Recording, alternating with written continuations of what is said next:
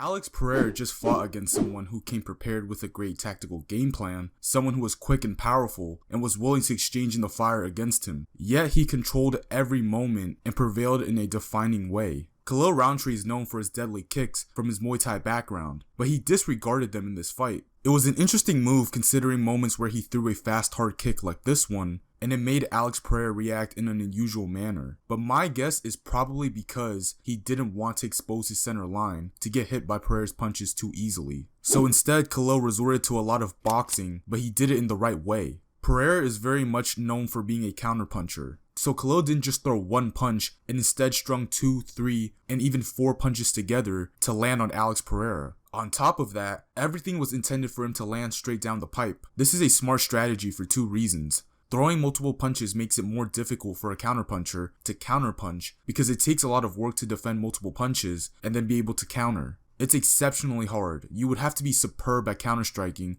in order to do that. But if you actually see here where instead of Khalil following up with multiple punches and he chooses to throw a single jab here, he gets cross-countered by Pereira. Do you see how a single jab is very easy to defend and counter as opposed to throwing combinations? Because when Khalil threw combinations, you rarely saw any kind of counterpunching from Pereira. Alex Pereira is susceptible to straight punches down the pipe. I've said this in the past many times in matchups against Izzy, and how Izzy had a ton of success just attacking down the pipe. And the reason for this is that in his fighting stance, Pereira's shoulders are very squared, which allows him to defend looping shots that come around or over the top. But the trade-off is that you're more prone to getting hit down the center. However, despite the smart strategy from Khalil, he was still unsuccessful due to some technical errors and size disadvantages. A lot of these combinations from Khalil ended up coming short by like inches every single time, and if you look at the way that Pereira is defending against these combinations, it looks odd. He's not really necessarily defending in my opinion, and by that I mean he's not using proper defending techniques, but rather he's just not getting hit.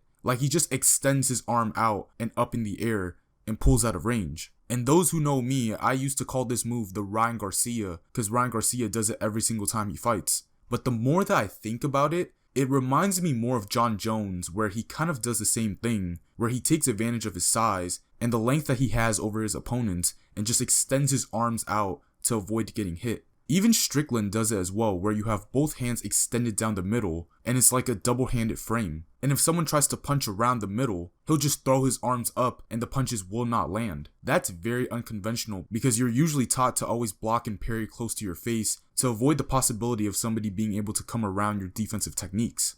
But at the highest level in combat, guys like Jones, Pereira, and Strickland are pretty much breaking the rules and making it work. That's why I said that it doesn't feel like it's proper defense, because these guys understand what to do not to get hit, and it works every single time, but it just doesn't look good when you factor in the eye test. But for Khalil, I thought it would have been beneficial for him to step in with his back foot more, to potentially close more space to land the power punches at the end of his combos. Or he could have shifted more, and he did, but he just didn't do it properly. Like his feet wasn't in sync with his punches, therefore everything was just off by inches again. Another thing that I thought was that he should have placed more emphasis on attacking the body. Since Pereira's head was so far away, his body was so much closer, and I wish that Khalil would have targeted that area much more, because most of the time Pereira was in a compromised defensive position. Even though Khalil did a good job of being first and initiating combinations to force Pereira off his game, he did a very good job of being the inviter in this fight as well. Not too many people actually counterpunch Alex Pereira in the way that Khalil Rountree did in this fight.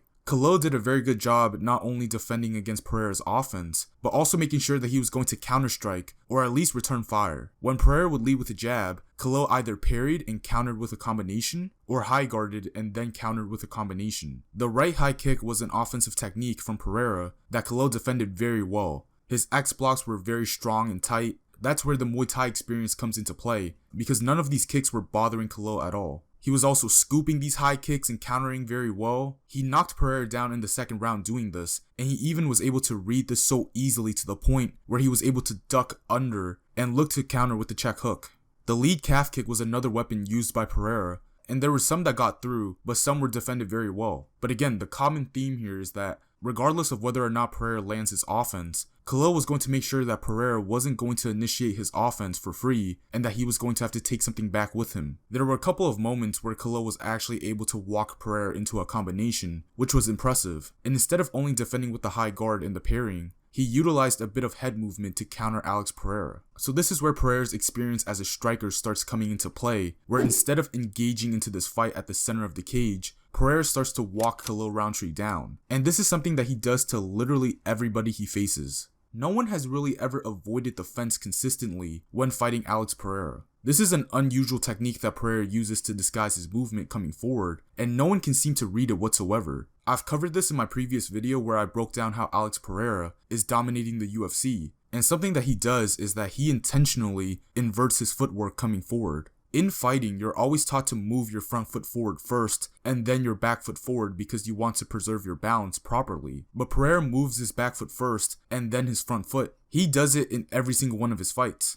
A good way to see whether or not this is accurate is to pay attention to when the fighter is in a neutral stance and see whether or not the length of the stance either widens or shortens. If it widens first, then it's conventional footwork. If it shortens first, then it's unconventional footwork. And even if you don't see the feet, you can look at the legs and notice what's happening. And for the people that are watching this talking about I'm overanalyzing or potentially I'm looking into this too much, here's literally a video posted by Alex Pereira of him teaching this and breaking it down.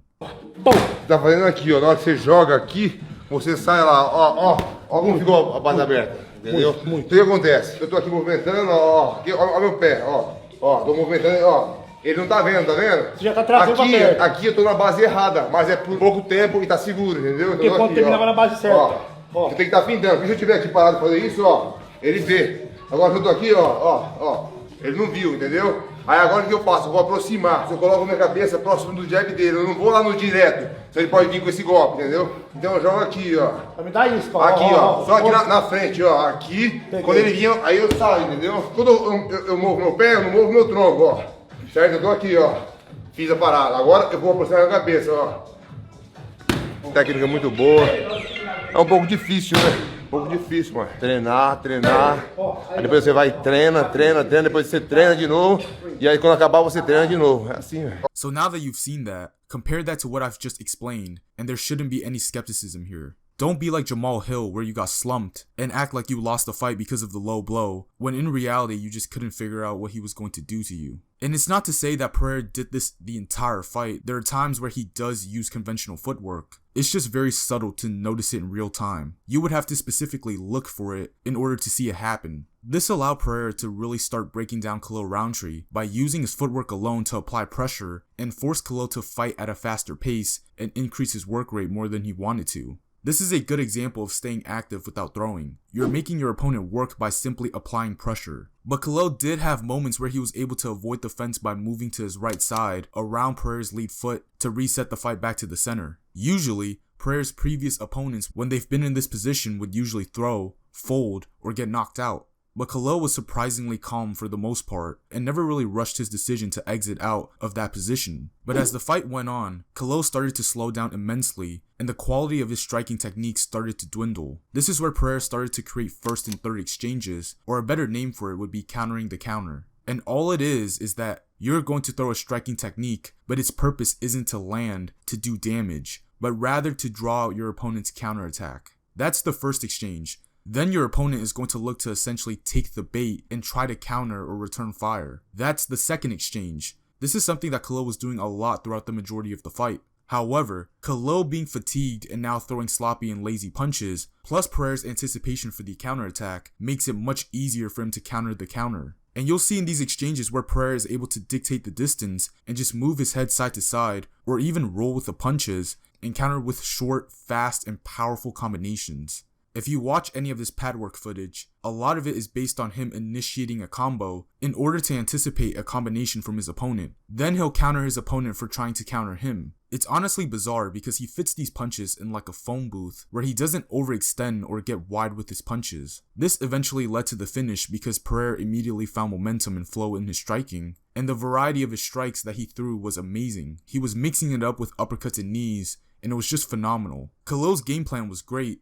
but he wasn't successful because Pereira knew it wasn't going to be viable for every minute of the fight, and rather than opening up and forcing things, he just stayed calm, patient, and just treated the fight like it was a marathon instead of a sprint. This fight was a testament to Pereira's durability because far too often I see people either claiming he's chinny or they don't praise his durability enough. And I get that he got knocked out by Israel Adesanya, but what you have to realize about that moment is that Izzy landed literally a picture-perfect shot against him twice right at the equilibrium. And Pereira was heavily weight drained at 185 pounds. He got knocked down in this fight in round 2 and immediately pressed forward right after. He took a flush head kick and wasn't even buzzed, and we've seen how he reacts when he's hurt against Izzy. He wasn't reacting like that when he supposedly got hurt in this fight. He's never ever been hurt to any extent outside of fighting Israel Adesanya. Whenever we speak about Pereira, it blows my mind that we never highlight his durability in being able to take punishment and recover during the fight. Khalil Rountree, on the other hand, gave Pereira his toughest fight yet. And again, people are going to allude to the Izzy fight saying Izzy was winning in the first fight and knocked him out in the second, but here's the thing, in my opinion, I felt like Khalil had a better game plan than Izzy. Khalil opened up way more with his punches in terms of combinations. Izzy was more so pot-shotting. Izzy invited Pereira to close down the distance towards the cage. Khalil attempted to reset to the center many times. Khalil was counter-striking much more than Izzy did. When Pereira opened up, Izzy was clinching to resist the onslaught. And when things got rough, Khalil still stood in the pocket and traded with Pereira until he couldn't anymore. So this isn't a knock to Izzy, I'm just saying I believe that Khalil gave Pereira his toughest test in the UFC on a tactic, attribute, and determination level, but he lost on a conditioning, technical, and experience level. I thought Izzy was trying to fight the fight clean, whereas Khalil was adamant about getting his hands dirty, understanding that if he was going to win the fight, he was going to have to accept that he couldn't swim without getting wet.